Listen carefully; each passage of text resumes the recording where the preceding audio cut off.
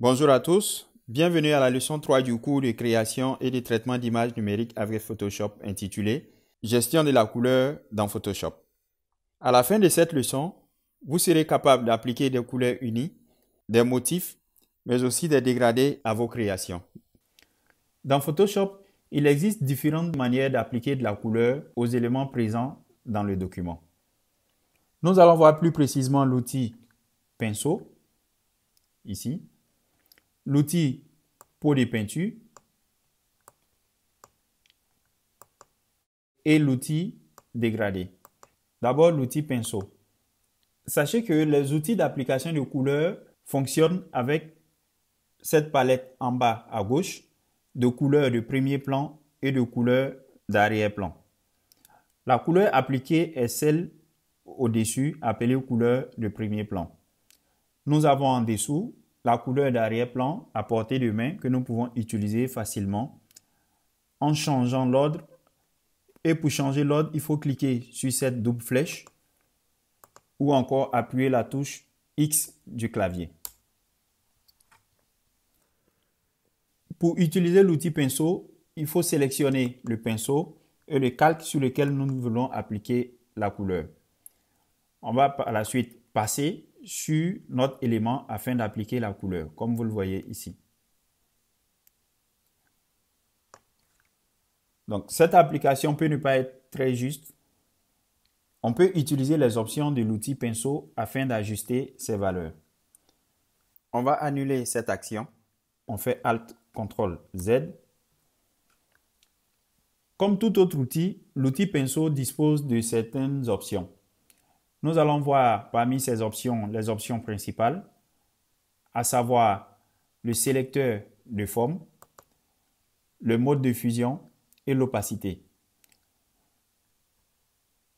Ces options sont aussi disponibles pour de nombreux outils utilisant des pointes, à savoir l'outil tampon de duplication, l'outil gomme et bien d'autres. L'option sélecteur de forme prédéfinie. Le sélecteur de forme prédéfinie nous permet de choisir une forme de notre pinceau afin de l'appliquer. Ici, nous avons les formes prédéfinies. Il est possible également de créer d'autres formes et de les ajouter. Par exemple, lorsque nous sélectionnons la première forme, nous pouvons régler l'épaisseur. Nous avons par exemple cette forme. Nous pouvons appliquer cette forme. On peut changer également l'épaisseur de cette forme. Comme vous le voyez, notre trait est plus large. On va annuler ces actions en faisant Alt, CTRL, Z. On peut également choisir de changer la dureté. La dureté, c'est le contour adouci de notre forme. Par exemple, nous allons réduire ici. Et au niveau de la vignette, lorsque nous augmentons la dureté à 100, nous voyons que la vignette est devenue beaucoup plus opaque. Donc, nous allons faire d'abord un trait avec la dureté à 0%, ici. Nous allons faire un second trait avec la dureté à 100%. Comme vous le constatez, ici, les contours sont beaucoup plus nets que le premier cas. Donc, on va annuler, on fait Alt, CTRL, Z. Les différentes formes de pinceaux existants sont appelées des broches. Nous pouvons également choisir d'autres broches qui peuvent être intéressantes pour faire des formes.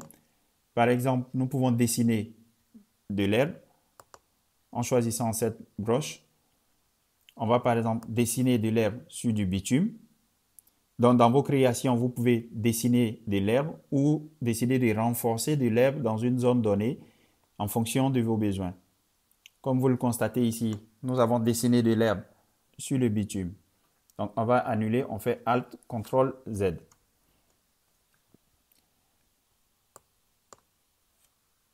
Nous avons également l'orientation. En fonction de la broche que vous allez choisir, vous pouvez changer l'orientation de celle-ci. Donc, je vous exhorte à utiliser les broches. L'utilisation et la maîtrise des broches mettent du temps. Je vous demande d'être patient et d'être persévérant dans l'apprentissage afin de maîtriser l'utilisation des brushes. Nous avons par la suite les modes de fusion qui sont identiques aux modes de fusion dans le panneau calque. On peut cette fois-ci définir un mode de fusion avant de l'appliquer. On a également l'opacité que nous pouvons réduire. Par exemple, si nous avons l'opacité à 100%, on fait un trait. On va changer de brush. On va réduire également l'épaisseur. On va faire un trait à ce niveau. On va mettre l'opacité à 25% et on va faire un autre trait juste à côté. Comme vous le voyez, le deuxième trait est moins opaque que le premier. Donc, vous pouvez changer ces différentes valeurs afin d'avoir un résultat plus probant. On va annuler ces deux actions en faisant Alt CTRL Z. Nous allons voir maintenant l'outil pot de peinture.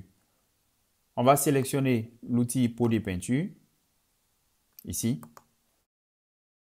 L'outil pot de peinture permet de remplir une zone sélectionnée ou une zone bien délimitée que Photoshop pourra détecter automatiquement. Par exemple, nous pouvons décider de colorier dans une couleur unie le capot de cette voiture. Pour cela, on clique sur le capot de la voiture. Comme vous l'avez constaté, en un seul clic, nous pouvons remplir toute cette zone parce qu'elle est bien délimitée et Photoshop est capable de détecter ses limites. Autre exemple d'application, nous allons rendre invisible le calque d'arrière-plan. Comme vous le voyez, nous n'avons rien tout autour du véhicule. Donc, cette zone sera considérée comme uniforme par Photoshop. Si nous décidons d'appliquer une couleur à ce niveau, Photoshop utilisera la même couleur dans toute cette zone. On va appliquer la couleur. Comme vous l'avez constaté, Photoshop a appliqué la couleur dans toute cette zone.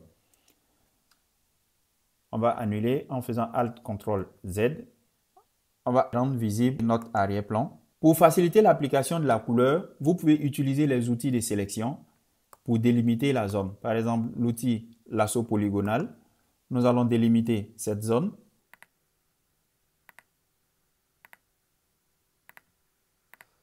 Et nous allons appliquer une couleur unie dans la zone sélectionnée. Je sélectionne l'outil pot de peinture et je clique sur la zone. Comme vous l'avez constaté, en un seul clic, la couleur reste uniquement à l'intérieur de la zone sélectionnée. Donc, cela peut être intéressant pour délimiter notre zone sans toutefois dégrader toute l'image. Donc, on va annuler en faisant CTRL ALT Z.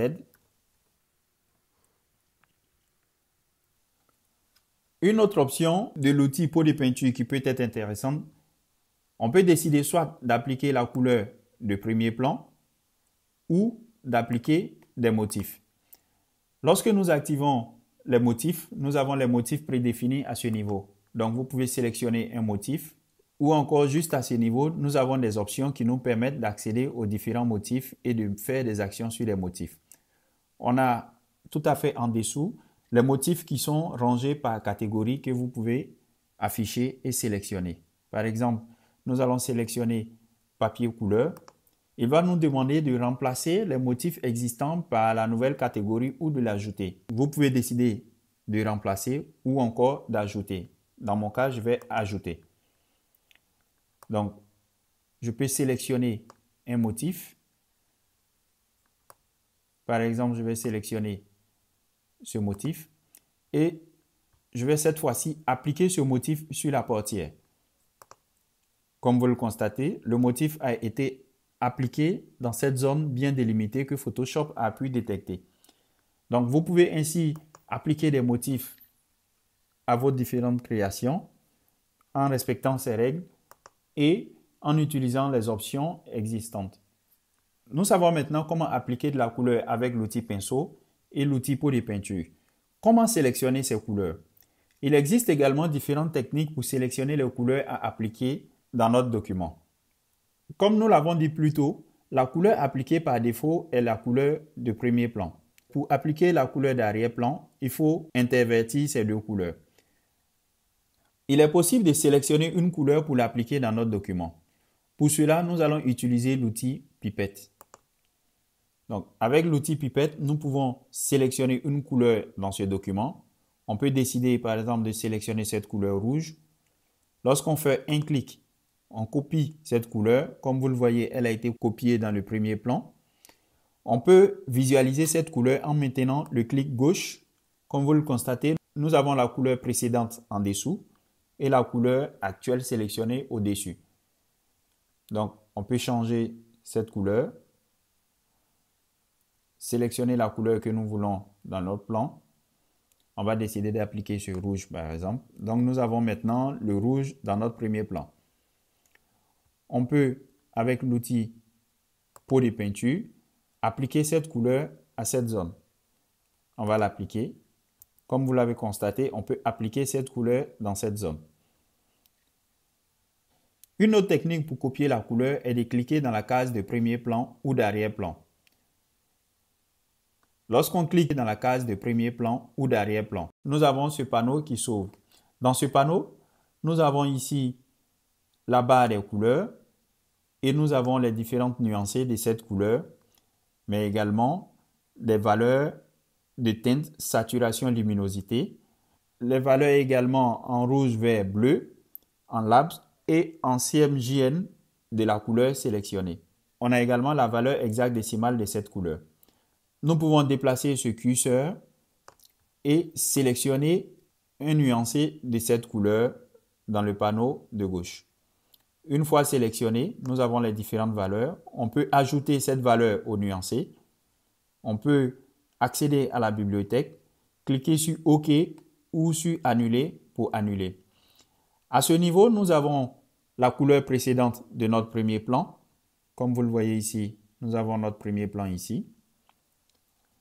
Nous avons la couleur actuelle sélectionnée.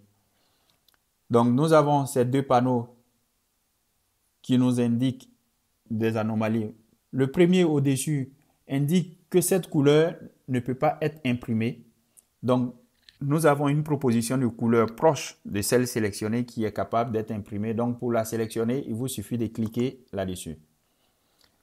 En dessous, cela veut dire que la couleur n'est pas sécurisée. Donc, elle ne sera pas affichée de la même manière d'un navigateur à un autre. Pour choisir également la couleur proposée, il vous suffit de cliquer sur ce bouton. Donc, comme vous le voyez, il est parfois difficile de trouver une couleur qui peut être affichée à la fois sur un écran d'ordinateur et imprimée sur un document. Donc, en fonction de vos besoins, vous pouvez sélectionner la couleur voulue. Donc, une fois sélectionné, vous cliquez sur OK pour avoir cette couleur en premier plan. Une autre technique encore pour copier la couleur dans Photoshop, c'est l'utilisation des panneaux couleurs et nuancés. Donc, ces panneaux sont accessibles ici. S'ils ne sont pas visibles, vous pouvez aller dans Fenêtre et cocher couleur pour les rendre visibles ou invisibles. Donc, ici, nous avons la vignette de premier plan et d'arrière-plan. On peut sélectionner directement une autre couleur pour le premier plan et l'arrière-plan qui fonctionne de la même manière que le panneau qui s'est affiché lorsqu'on a cliqué sur le premier plan ou l'arrière-plan. Comme vous le voyez, nous avons les mêmes informations. À la différence, nous n'avons pas les valeurs numériques que nous pouvons saisir. Le panneau nuancé affiche des couleurs prédéfinies que nous pouvons sélectionner directement pour notre premier plan et notre arrière-plan. Nous avons dans la première ligne les couleurs récemment utilisées, de la plus récente à la plus ancienne, et en dessous, les couleurs prédéfinies. Nous allons voir maintenant l'application des dégradés.